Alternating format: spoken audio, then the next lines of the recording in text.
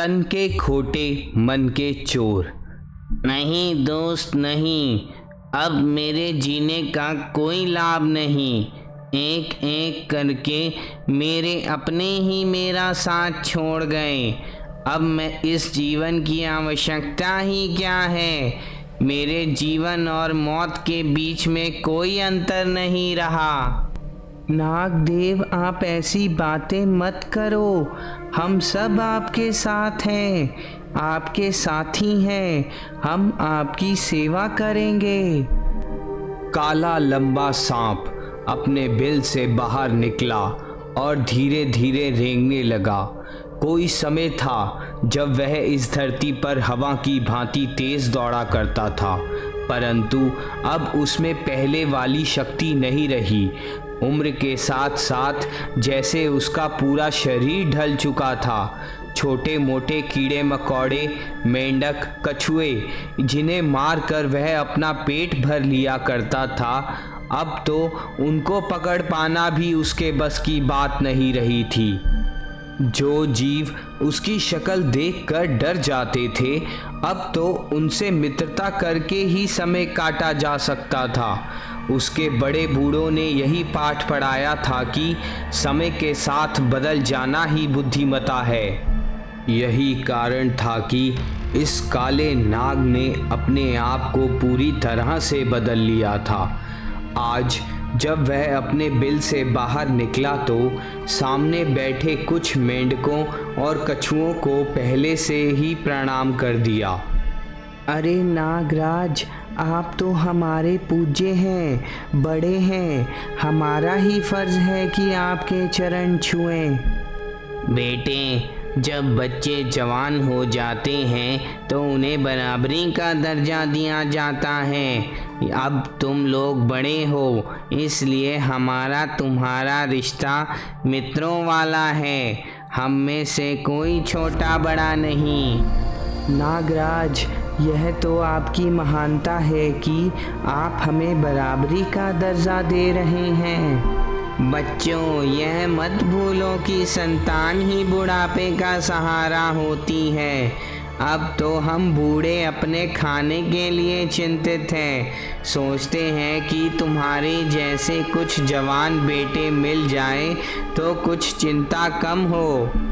नागराज, हम आपकी सेवा के लिए हर पल तैयार हैं।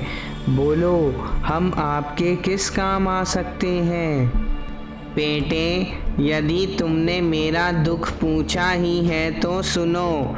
पिछले जन्म में मैंने एक ब्राह्मण के बेटे को काटा था।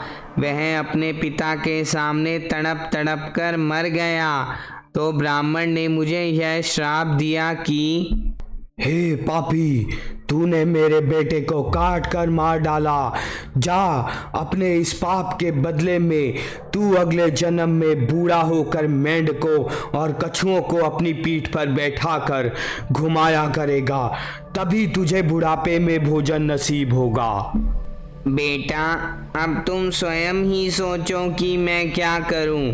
अब मैं तो बिल्कुल बूढ़ा हो गया हूँ। मेरे पेट भरने का साधन तो तभी बन पाएगा जब आप लोग मेरे इस श्राप का प्रायश्चित करवाओगे। नागराज, तुम चिंता मत करो, हम तुम्हारी सहायता करेंगे। हम जीव जंतु ही तो एक दूसरे के काम आ सकते हैं। दूसरे लोगों को तो हमारे शत्रु हैं। फिर तुम तो नागराज हो, शिवजी के प्रिय भक्त। हम तो तुम्हारे पुजारी हैं। सांप अपने मन में बहुत खुश था कि उसकी यह चाल सफल हो गई। अब वह भूखा नहीं मरेगा। दूसरी ओर मेंढकों और कछुओं ने अपने साथियों को यह खुशी की खबर सुनाई कि आज से हमारी बिरादरी सांप के ऊपर बैठकर घूमा करेगी। काला नाग बारी बारी से हमें अपनी पीठ पर बैठाकर जंगल की सैर कराएगा।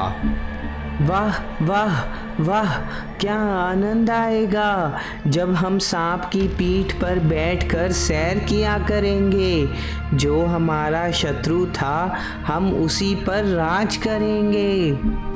सांप अपनी चाल को सफल होते देखकर खुश था तो सीधे साधे साफ दिल के मेंढक और कछुए सांप पर सवारी करने की आशा में खुशी मना रहे थे।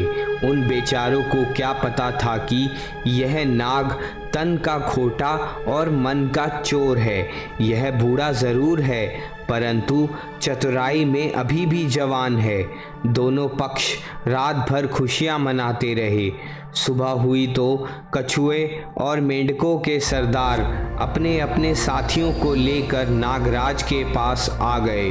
उन्होंने सांप के बिल के बाहर खड़े होकर आवाज़ लगाई, नागराज, हम आ गए आपके पाप का प्रायश्चित करवाने के लिए।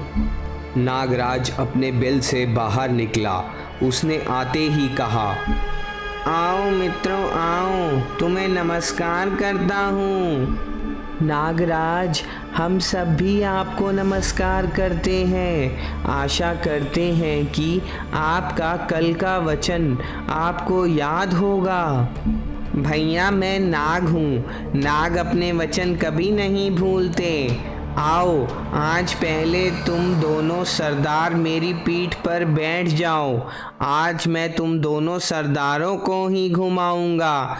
कल से आपकी जनता का नंबर लगेगा। ठीक है नागराज, जो भी तुम्हें अच्छा लगे, जो तुम्हारी खुशी है वही करो। हम तो तुम्हारी खुशी के साथ ही खुश हैं। क्या वास्तव में ही तुम लोग मेरी खुशी का ख्याल रखोगे? हाँ नागराज, समय आने पर हमारी परीक्षा लेकर भी देख लेना। हम आप जैसे मित्र पर तो जान तक कुर्बान कर देंगे। बस मित्रों, मुझे विश्वास हो गया है कि तुम समय आने पर मेरा पूरा साथ दोगे। अब तुम जल्दी से मेरी पीठ पर बैठ जाओ। घूमने का आनंद तो सुबह सुबह ही आता है। मेंढकों और कछुओं के सरदार बूढ़े नाग की पीठ पर बैठ गए। नागराज अपनी चाल को सफल होते देखकर मन ही मन बहुत खुश हो रहा था।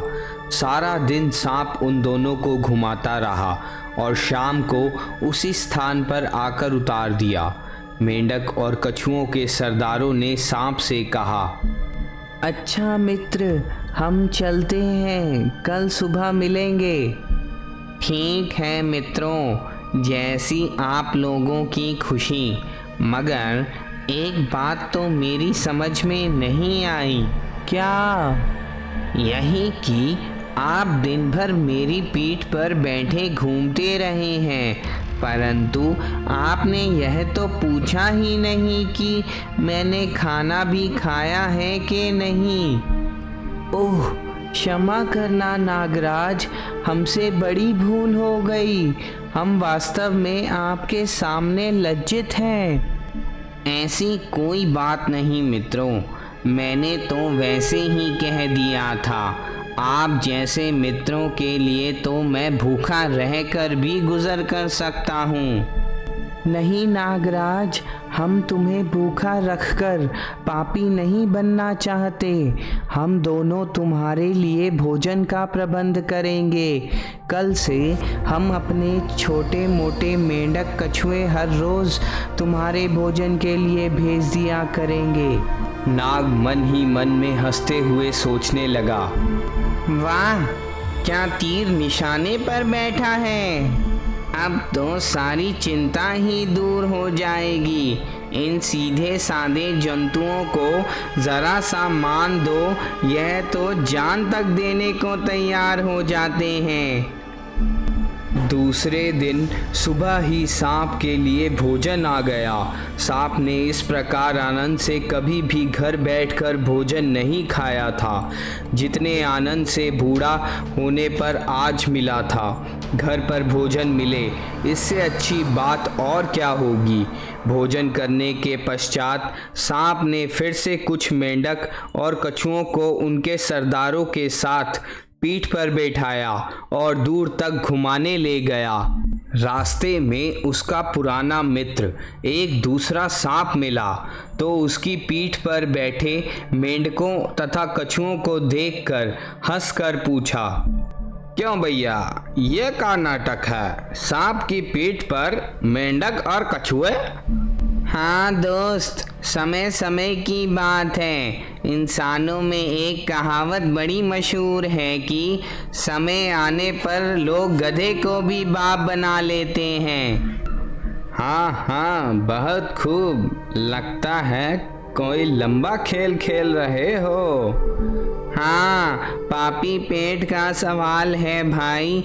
बुढ़ापे में जब सब साथ छोड़कर भाग जाते हैं तो अपनी बुद्धि तथा अपने अनुभव ही काम आते हैं। दोनों सांप एक दूसरे से बातें करते रहे। काला बूढ़ा नाग बड़े मज़े से चलता रहा। सुबह से शाम हो गई। काला नाग वापस अपने बिल के पास आया तो कछुआ सरदार तथा मेंढक सरदार बहुत हंसी खुशी नाग की पीठ से उतरे।